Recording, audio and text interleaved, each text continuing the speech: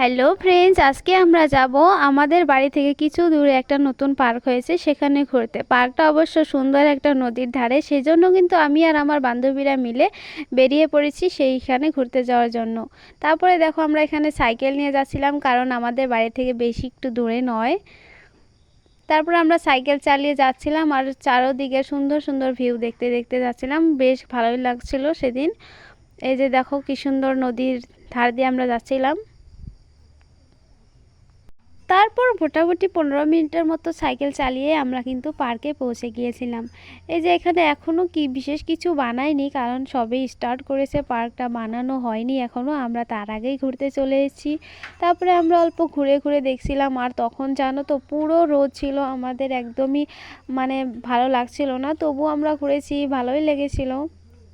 তারপর ওখানে আমরা অনেক সময় বসে গল্পও করেছি, মজা করেছি। তারপর সন্ধ্যের আগ দিয়ে আমরা চলে এসেছিলাম। তারপরে এখান দিয়ে উঠে আমরা অল্প নদীর ধারে নদীর ভিউটা দেখছিলাম সুন্দরভাবে। ওইখানে দেখো আমার বান্ধবী আবার নিচে চলে গেছে, তারপরে কিন্তু আমরাও নিচে চলে গিয়েছিলাম নদীর ধারে।